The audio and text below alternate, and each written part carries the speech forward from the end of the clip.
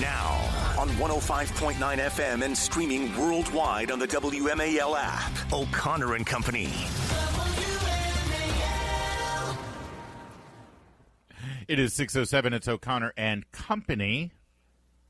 And you're right where you belong here as we ring out the old and ring in the new on this New Year's Eve celebration starting right now. Is it New Year's in Australia yet? They it's always funny when you wake up at the crack of dawn before sunrise and it's already the New Year somewhere else in the world. Coming up at 6:35 we'll speak with Cal Thomas. At 7:05 Tim Graham of Newsbusters will give us the best and the worst and the really bad from the media this year. And then at 8:05 Reagan Reese of the Daily Caller, who covered the president all year long. Larry O'Connor alongside Patrice Onwuka. Good morning, Patrice. Good morning. Happy New Year's Eve, everybody. Yeah, I'll go along with that. I probably should have checked what time it was in the... I'm trying to figure that out here.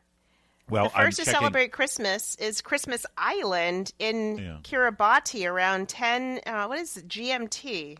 Is that that's Greenwich Mean Time, that's London, England, yeah. Okay. Well, it is 8:07 right now in Okinawa, 8:07 in the evening. I check Okinawa for Asia because that's where my daughter is right now, along with her son-in-law, with her husband, my son-in-law. Yeah. It is weird to have my children spread out all around the world, literally at this point, but I kind of knew that was coming when Veronica joined the military. She is not stationed in Okinawa, but her husband is. Looking back on 2025, that was sort of a highlight for me, is marrying off my daughter in May. Marrying off sounds so weird. That's what, the patriarchy used to call it that. Oh, we married off a daughter. Don't have to worry about her anymore. Trust me, I haven't had to worry about Veronica since she was 17 and she joined the military. Now, I'm guessing you guys, there was no dowry and you didn't get a cow? No. It's common in many cultures. Some other barnyard animals may have been involved, but no, not a cow. Although, strangely, we did get a cow last year. We bought a side of beef from a butcher or from a cattle rancher in Virginia. Yeah, I love buying whole animals. We did the same thing with a family member. We bought a goat, half a goat. It's so weird, Larry, but we're kindred spirits here. Yeah, I suppose so. What? You bought a cattle, I bought a goat. You're right. I shouldn't. Yes, that was a high point. Actually, and they both happened in May when my daughter got married and we acquired our side of beef in our freezer. We've made it through. We're almost halfway through. The steaks are all gone for the most part. I've got a couple of steaks. Not your typical cuts, but the fillets and the New Yorks and the ribeyes are all gone. And I've made my sirloin tips are pretty good too. And those are almost. I think I still have a couple of sirloins left. And now we've got a lot of ground beef still. It's amazing what gets ground. And then can I just say we just have goat head left. That's the only pieces left in our freezer. I'll let you go. My husband ate the tail earlier this week. Strangely, I did not acquire the head of the bovine that we acquired this year. I don't know if I'd have room in the freezer for it. How does one prepare a goat head? If I don't mind pausing our segment here to educate our audience. Well, the processing, like, you don't get the snout. I don't want the snout, but you get some. There is some flesh in the cheeks, so we get some cheek meat and stuff like that. And then how do you prepare that? You slow cook the cheek? Is that the you braise? No, I mean you cook it. Pressure cooker is the key. Pressure cooker, that's and then you get a nice gravy and everything else. It's meat. I have saved some cuts for the winter months, like the short ribs, etc., that benefit from braising. So that's I have a Dutch oven. I've never acquired a Dutch oven. Our friend, my dear friend, Julie Gunlock, who is a foodie extraordinaire. She has advised me on the right kind of Dutch oven to acquire. Ooh. And I'll be slow cooking my short ribs this weekend. I'm very excited about that. Oh, that sounds good. In my brand new Dutch oven that should arrive today, I believe. That's my Christmas present to myself. Boy, things are really wild over here in the O'Connor house, aren't they? So yeah, I mean, I look back on this year, and I think the high point was certainly that wedding. What an incredible celebration it was for my daughter to get married to a Marine Corps officer, and now the Navy and Marines are once again reunited. And for my troubles, I get my daughter halfway around the world here. She'll be celebrating New Year's Eve from Okinawa in about 4 hours, 5 hours, which is fun. By the way, just quickly. Anybody who has any connection to the military knows this already, especially if your parents are somebody active duty, or if you're active duty, you're married, etc. There's a whole lot going on in Asia.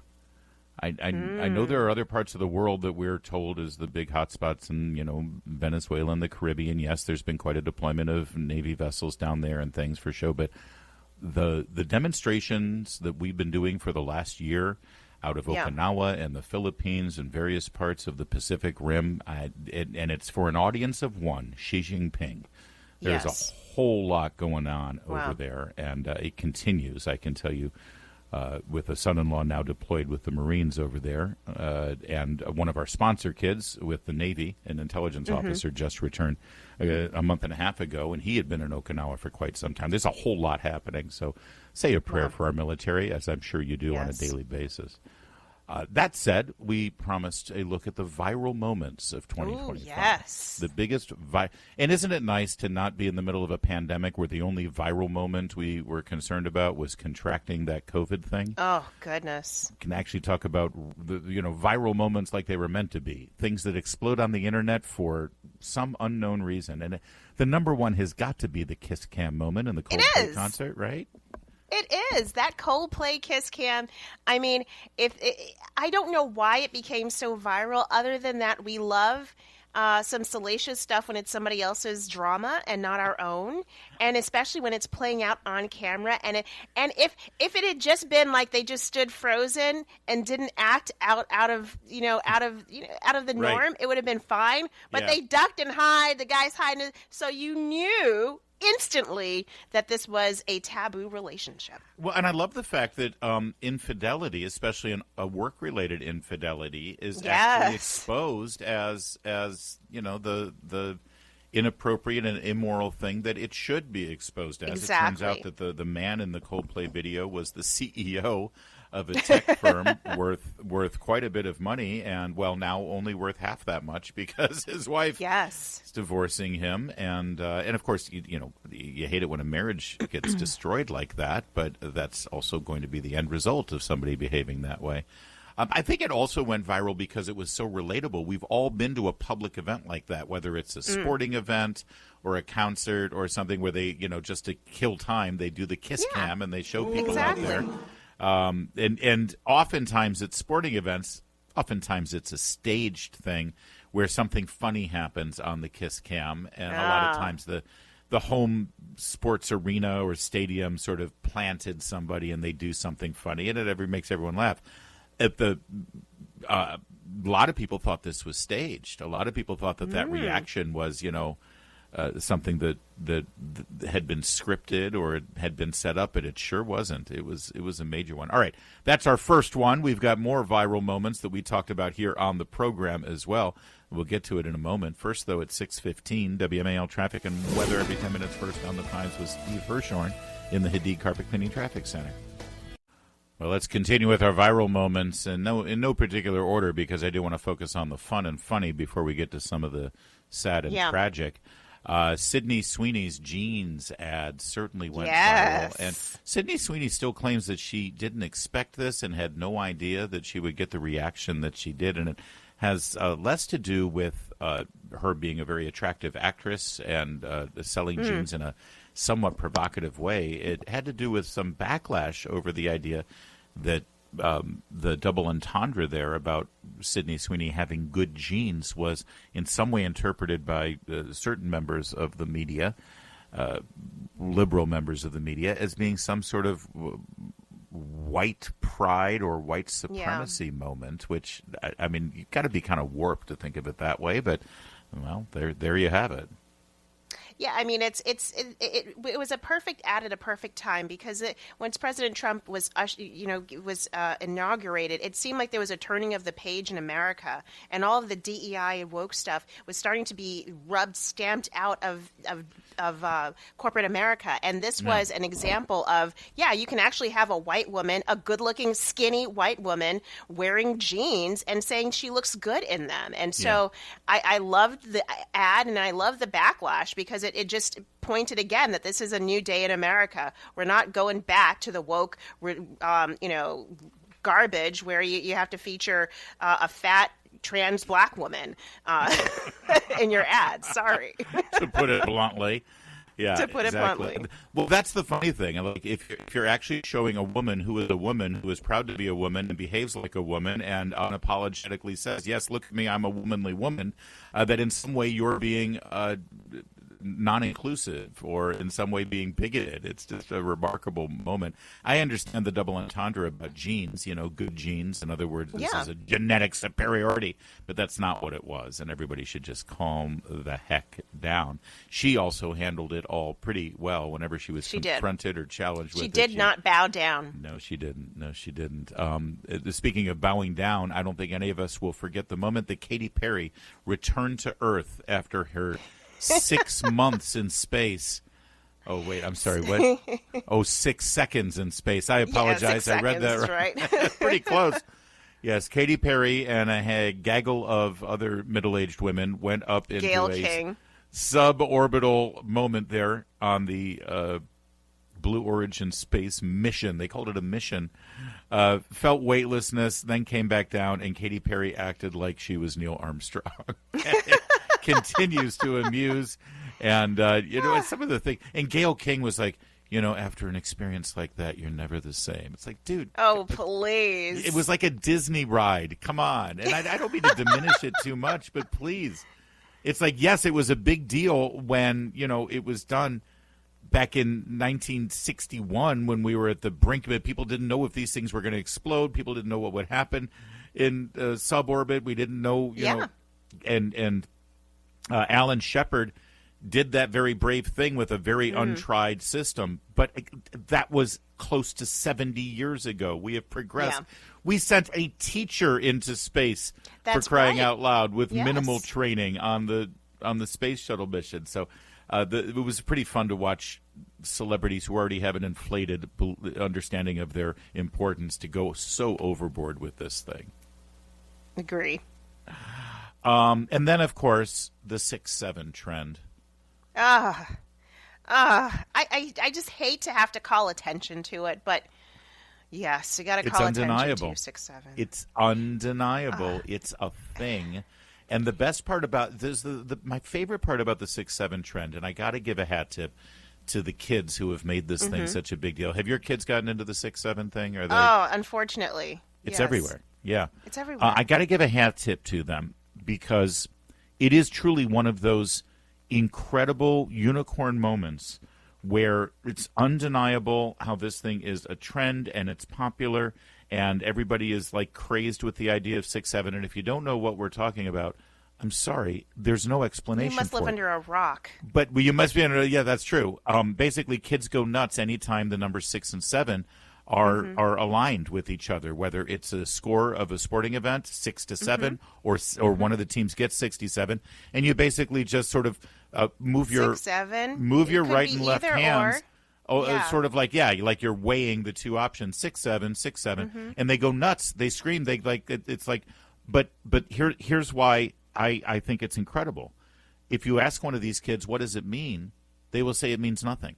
It literally means nothing. They cannot tell you what it means because it means nothing. So if you don't understand it, that's the point. You're not supposed to understand it. Nobody understands it. It's a kid Even thing. the people who have made it go viral and go crazy don't understand it. And that, I think, is – and, by the way, it's not like anybody's profiting. It's not some sort of, Madison Avenue marketing viral it's not thing Baby to Shark. sell something. No one's making money on royalties on 6'7". It's just a thing. And it's horrible. And guess what? In May of next year, I'm going to have a 6-year-old and a 7-year-old. And when people ask, "Oh, how old are you boys?" We're going to get it every time. It's going to drive me nuts. Yes. No. Well, the good news is, as these trends go, by then it will be over. It will be over. Fingers crossed. These things don't last more than 6 to 9 months, so I think you'll be fine. But yes, thoughts and prayers for you as you get to that moment in your life. All right, we've got more of our viral moments and memorable moments and tragic moments of 2025. Yes. We'll be talking about it throughout the morning. Right now it's 6:23. All right, coming up, we'll have Cal Thomas. We'll ask him about his favorite memories from 2025 and also what he's looking forward to in the next year. Plus, we will continue our list of viral moments in this year. Stay with us. It's O'Connor and Company at 6:30. It's 6:37. It's O'Connor and Company, and we continue our look back at 2025, the year that was, and a little peek forward to 2026. Coming up in a bit, the 7 most annoying people of 2025. Ooh, Just all to right. keep it fair, nobody here involved with this radio station is eligible for that. Although, Well, of course not. I mean, coming up at 7:05, Tim Graham, executive editor of Newsbusters from the Mighty Media Research Center, will join us. Some of the people on our list of most annoying people may be on the list of corporate media shills from Tim Graham. 8:05 brings us Reagan Reese, White House correspondent for the Daily Caller. It's Larry O'Connor with Patrice Onwuka. Happy New Year, Patrice. Happy New Year's Eve and Happy New Year, Larry. And joining us now, we extend a great Happy New Year to a friend of the program, member of our family, a brother from another mother, as the kids like to say, Cal Thomas, syndicated columnist. Cal, Happy New Year to you. Another year in the books. Yes, indeed. Thank you very much. And, you mentioned all these lists. I've never made any of these lists. I did. The Washington Post is out with its annual in and out list today. I'm not on that list. I've never made the sexiest man alive list either, showing that standards continue to fall. I don't know. You still have that Tom Selleck thing going for you. Well, when I had a mustache, I was confused. One person thought I looked like Tom Selleck. Another thought I looked like Saddam Hussein. Oh, no. Well, the good always comes with the bad, or vice versa. That's right. I've had a sneak preview of your column for tomorrow on New Year's Day, and unlike some columnists who will look back on the past year, you take it one step further. You look back on the past century, going all the way back to 1925. Yeah, this is an era in which my parents and grandparents lived. My grandparents lived through World War I. My parents lived through the Great Depression and World War II, and we can learn a lot from the past. This is why we have on the National Archives building in Washington the past is prologue, taken from Shakespeare's play The Tempest. So the problem is, the only thing we learn from history is that we don't learn from history. I always found it interesting when Calvin Coolidge was president, my great uncle, by the way, by marriage, that unemployment was only 1.8%, if you can believe that. Isn't that amazing? Wow. And tax rates were falling. The national debt, mostly because of still paying off World War I expenses, was only $19.6 billion and falling.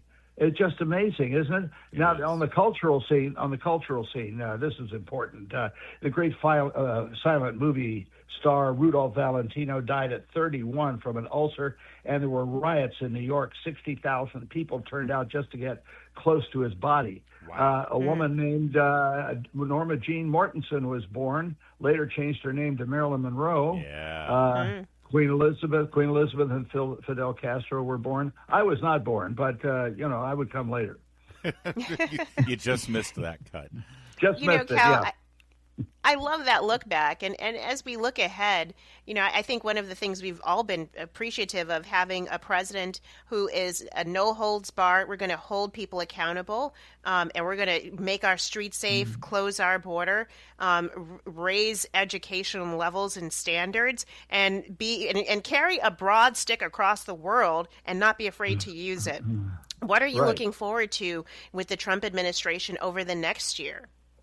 Well, one of the things I'm looking forward to is ending some of this fraud that we've seen in Minnesota with these phony daycare centers. I mean, I'm going to write a piece, I think, next week. I'll give you a real preview of a preview. You know, we've had rebellions in this country beginning with 1776, of course, and the war against the British for independence. There was a Whiskey Rebellion. There's been all kinds of rebellions. And I'm saying, you know, if they can't spend our tax money wisely, let's have a national tax revolt. Let's nobody pay their federal income tax until these clowns in government stop misspending our money. Now, if you've got a kid who's gone to college and you give them a budget and they blow it on wild living in the first weekend and they call home and ask for more money, you'd be an idiot to give it to them. But that's what we continue to do to these politicians. We got tax day coming up on April 15th, and we got to shill out more money for these characters to misspend. I'm saying let's rise up and say no more money until you get your act together. There aren't enough jails to keep us. Cal Thomas with his torches and pitchfork moment. Let's go. He's unleashed. Well, but, you know, you make a good point there. Here's the thing. If you're a true believer in the liberal dogma of a government knows best how to spend your money, and so therefore you tax the law-abiding citizens and then redistribute it to these programs that are supposed to do all these wonderful things for children and for the elderly and for healthcare, then you should be angriest about what's going on in Minnesota and in other states with regard to how these programs have been corrupted and completely fraudulent. Why aren't they? That's the deafening sound of Democrats whistling past the graveyard and not saying a damn thing about this, Cal, really speaks volumes. Why aren't they the angriest people in the room? Well, because they fund themselves in office. Because they benefit from it. That's right. The greatest job to have is a politician and to be in office. I mean, you know, I think Reagan said the only proof of eternal life in Washington is a government program. And look at these characters. They come in, they make low six figures, and when they leave office, they're multimillionaires. How does that happen? Yeah. Honestly, that's for sure. Including keep voting for them. Ilhan Omar, the congresswoman who represents the district where all this fraud took place, when she took office in 2019, she had a net worth of negative $25,000 because of student loans and car loans. She now, by some estimates, is worth close to $30 million in 6 years. Yeah, it's a great country. A great country. What a country. Hey, Cal, Happy New Year to you. Do you have big plans? You. You're gonna stay up and ring in the new year? You know, I used to do that. Back in the day of Guy Lombardo at the Taft Hotel in New York, I would stay up late, and now I usually go to bed around 9 or 10 because I'm older, you know.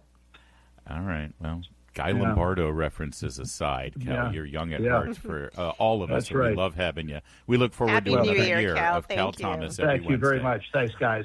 Take care. Thanks, Cal. Happy New Year to you. God bless. It's 6:43. Mark Levin, weekdays 6 till 9 on 105.9 WMAL, making sense of the news.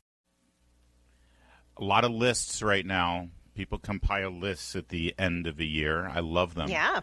You just heard Cal Thomas refer to some of the lists. He doesn't make the list of the sexiest men alive anymore, which is shocking. Do they still make those lists? Oh, yeah. It's okay to objectify men. Don't worry about it. Well, the sad part is, would there be any biological men on those lists in this day and age? The sexiest, well, I don't know, probably. See, it only works in favor of biological men in this society. So in other words, the superior women are the women who were born biologically male, whether it's as athletes or just as models or actresses or what have you. So that's how this works in our patriarchal society. Don't forget about that. Anyway, moving on. One list, which I found rather compelling, was from Dan Gaynor over at Fox News. It was the 7 most annoying people of 2025. Ooh, I love that. I perused it quickly and was relieved to learn that I did not make the cut. But many of these people appear on our program, and so we wanted to bring attention to them. Let's go I'm looking at the list. In reverse order, number 7, Kamala Harris. Now, you would well think earned. that you would think that she would have earned it last year, which I'm sure she did. But the reason that she's on it this year is because she just won't go away. What more do you need to know from the American people? We don't like you. We don't want you. Go away. But, you know, you got to you got to feel for her. She's got to. It's not like her husband has a job and she can, pay the bills with his career. So he she just has has women that he slaps around. Exactly. Right? So she has a book to sell, and so she's out there, working for a living. But it would be nice to make it through next year without Kamala Harris in our lives, wouldn't you think? I'll agree with that. I would move her up to maybe number 2, but okay, all right, let's keep good. rolling. So number 6 is Cynthia Erivo. She, of course, plays Elphaba in Wicked, and she does a fine job doing that. It's the interviews and escapades on the red carpet with Ariana Grande that have driven us insane. Well, yeah, because she is ghastly skinny, with the bald, shaved head, yes, and the eyes so sunken in. She looks like she's been taken over by a force outside of herself, and not in the good way. And then she's always she's like the personal bodyguard to what's her name? To Ariana Grande. Exactly. She'll push people's hands away. She'll try to get in front of men as though her little 90-pound frame can stop even a 120-pound man from doing anything. It is very weird. Yeah. It is very weird. We're done. And we're tired of of Hollywood and magazines and pop culture trying to make her this thing that she's not. Because she's part of the LGBTQ community. I think that's what it is. And she's black, and she's a woman. She's got all those boxes checked, and that's fine. She's very talented. Just let her. I'm sure she is. Let her do her thing. All right, number 5, Katy Perry. We talked about her earlier. Her escapades in the Blue Origin rocket. Then she breaks up with Orlando Bloom, and now she's stupping Justin Trudeau, the former Prime Minister of Canada. Right. Yeah, that's right. So that's we're done with Katy Perry, certainly. Number 4, Nick Fuentes and Hassan Piker, and basically any other strange influencer, podcaster, streamer that are odious, obnoxious, despicable, and somehow gain an audience because, well, you can always gain an audience by saying obnoxious, horrible, racist, despicable things. But so why didn't he put Candace Owens on this list? Yeah, I think that she understood. I think that she is included in the vast category, but yes, absolutely, add her too. Number 3, speaking of podcasters, Jennifer Welch. Now, she's the co-host of the I've Had It podcast, but it's funny because no one knows what the other, they always say co-host. The other woman just sits there, wears her black-framed glasses with a scowl on her face and nods along. It's almost like a parody of Diamond and Silk. God rest her soul. God rest Diamond's soul. But Jennifer Welch, it's basically she's a crazy, angry all the time, left-wing liberal woman who dabbles in odious political commentary and demonizes her opponents. So, of course, she's very popular on the left. I'm sure she is. Again, not many people know her. So, okay, let's keep moving. That's why I would put her. I like to refer to that podcast from a male perspective as reverse Viagra, and I'll just leave it at that. Number 2, the hosts of The View, Whoopi Goldberg, Joy Behar, Alyssa Farrah Griffin, etc., the gaggle of ticked-off millionaires spewing propaganda. Yeah, I think it's fair to say that the hosts of The View fall into the 7 most annoying people of the year. And what's annoying is that we're often talking about their segments the day after. So I did hear that Savannah Chrisley is scheduled to be a co-host for a few episodes next in October, I guess the end of January, early February.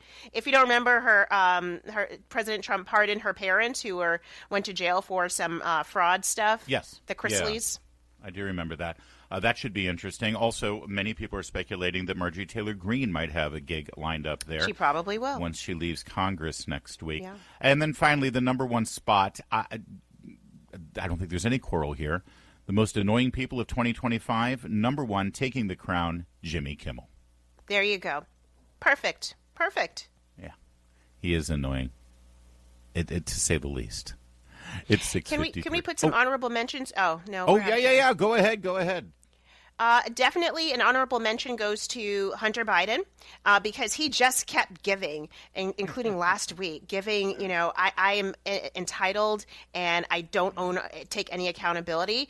KJP, Karine Jean-Pierre, she, like her sister in arms, Kamala Harris won't go away, and she left the Democratic Party, but she still keeps coming back up. Won't own her her complicity in the Biden administration whatsoever. So I would put those two as runners up for this list. For the most annoying. All right, good to know. And one thing that can be certain, it would be great to not have to talk about them in 2026. Any of them. It is 6:54. Coming up, we'll kick off our 7 o'clock hour with a conversation with Tim Graham, executive editor of Newsbusters Media Research Center. It was a pretty disappointing year for your corporate legacy mainstream media, and Tim will bring the lows and the lowest next.